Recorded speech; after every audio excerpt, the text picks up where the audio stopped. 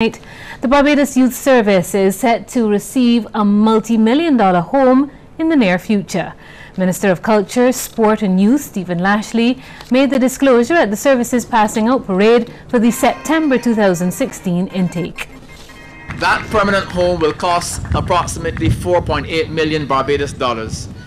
And based on what I've seen this evening, I feel very encouraged to go to the cabinet of which I'm part, and indeed to the Ministry of Finance, and say that that money will be money very well spent.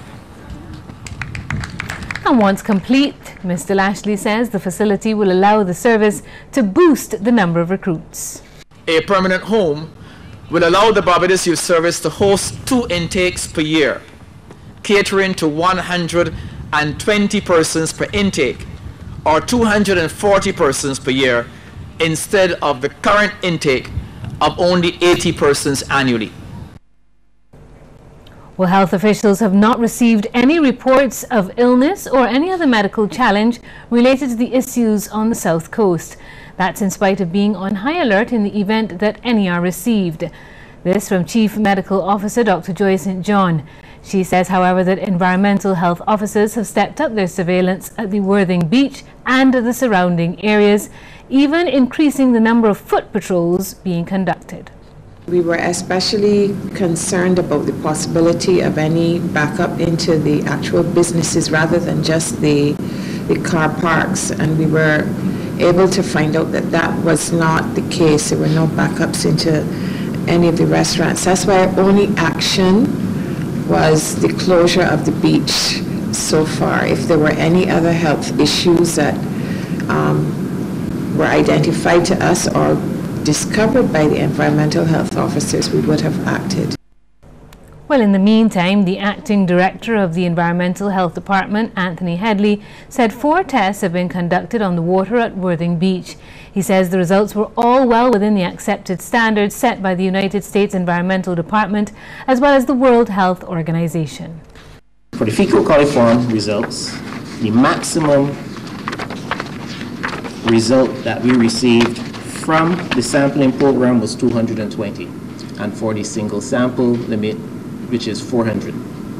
So it's clear that all of the beaches, all of the samples clearly indicate that the recreational waters during the periods after the incident were well within the US EPA standards and the standards that we've adopted. These standards are also below the WHO standard of 40 coloniforming units for enterococci. Well, Barbadian DJ Puffy turned up the heat in Chile last night when he dismantled 4 international competitors to be crowned the 2016 Red Bull 3-Style World DJ Champion. Many Barbadians clamored to live stream the grand finale last night, taking over various social media platforms showing their support for the local disc jockey. CBC's Shane Jones has more. DJ Puffy scratched. Selected.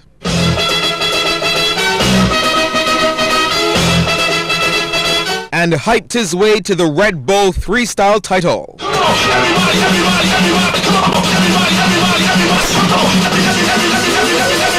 Everybody put your hands in the air.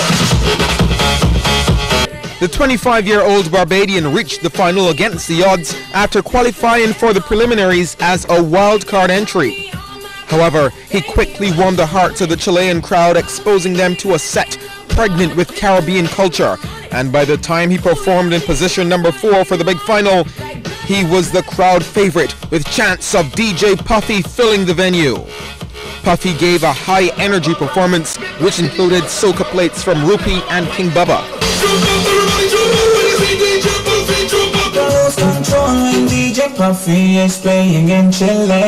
His set was versatile, spanning a variety of genres including soca, dancehall, alternative, EDM, rock and pop. In his winning, Puffy got the better of JFB from the UK, the second place Trapment of Canada, Beast Mode of Australia, and Japan's Yuki. They were all judged on creativity, skill, originality, track selection, and crowd response. Among other prizes, Puffy won a one-of-a-kind special edition gold Pioneer set. Up the ting, Puffy.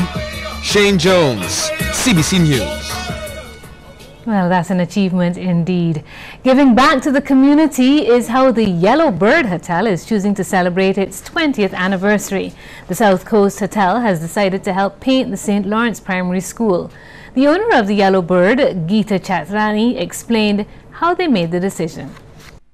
A couple of weeks ago, my staff came to me and they asked, well, you know, are we going to have a party? What are you going to do? And I thought this would be the perfect time to give back to the community. So instead of spending a lot of money on the party, I came over to the school. I met with Miss Cheltenham, who's standing right here with me, and I asked her, well, what can we do, Yellowbird, do for the school? Because we wanted to commemorate our 20th anniversary.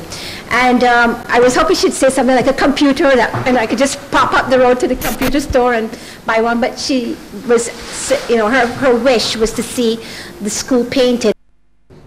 Well, principal of the St. Lawrence Primary School, Andrea Cheltenham, says she was exceedingly excited when approached by Mrs. Chatrani. When I came to St. Lawrence, I noticed that the classrooms were badly in need of painting. Outside too, but my priority is to create an environment that is student-friendly and where children are encouraged to learn. So I thought that if we get the classrooms painted, that would help to create the atmosphere where learning will take place. And Mrs. Chatrani says she hopes that businesses in the area will also feel inspired to give back to the community. Well, despite the prevailing economic conditions, businesses in Bridgetown are optimistic that sales will increase over the next few days as Barbadians prepare for Christmas Day. We get more in this Lorna Jones report. A look through many stores in Bridgetown has revealed an average number of shoppers. But many business owners and employees are anticipating the traditional last-minute Christmas rush. Location manager with Duty Free Caribbean, Andrew Wilkinson, says despite a challenging year overall, the next few days should bring more sales. Traffic for the last few days have been quite slow, but however, we would imagine within the next few days, as it comes closer to Christmas, that business would improve. Businessman Chandru Thani of Jason's is also looking forward to the Christmas rush. So far, so good, thank God. You know, I mean, it started a bit late, but you know, Bajans are last-minute people as always, and we're ready for them, man. We're ready for them, and with the grace of God, you know, everything takes time. A lot of people are saying they're getting paid later on in the year, so businesses, it started to pick up from last week. So we're hoping to see it right through from now. And Swan Street vendor Roger Goodridge, who runs the Dawn's Toy City, is seeing an increase already. Well, the traffic picking up now because the people got paid yesterday. On Monday, the people getting paid. And you know, business wait for last minute shopping, but it really pick up from this week. Remember, there are only a few days left to make sure you have everything on your Christmas list. Lorna Jones, CBC News. Thank you, Lorna, and we'll have more news in just a moment. Come to Shoemax for all your ladies' shoes, dress shoes, gold, silver, red, bronze, casual, work shoes, shoes for nurses, wide wave shoes for maximum value on footwear.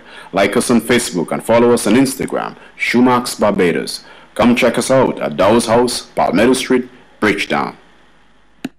Season's greetings from all of us at Sewing World Department Store and Black Image Cosmetic. Attractive prices, quality items, flowers, ornaments, decorations, clocks, chandeliers, gift items. Upstairs, beautiful curtains and accessories, carpets, rugs, mats, furnishings to enhance every room in your home, including paintings.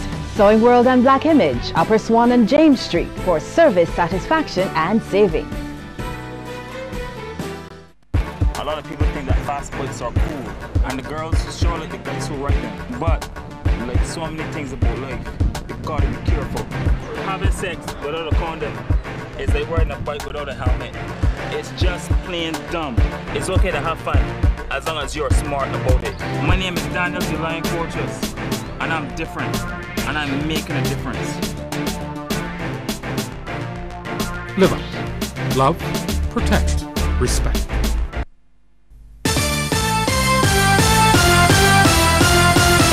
woman has been awarded 4 million Jamaican dollars in compensation in the aftermath of an incident at the University Hospital of the West Indies in Kingston 10 years ago. In March 2006, Barbara Wright was accidentally given a blood transfusion with the wrong blood type.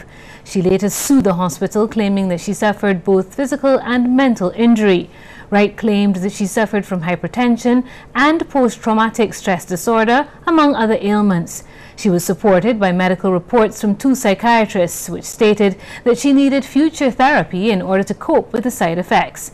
In handing down the award, the Supreme Court also made provisions for her future medical expenses. Wright was awarded Jamaica dollars 14 million in general damages and 84,000 in special damages, along with 360,000 in future medical expenses.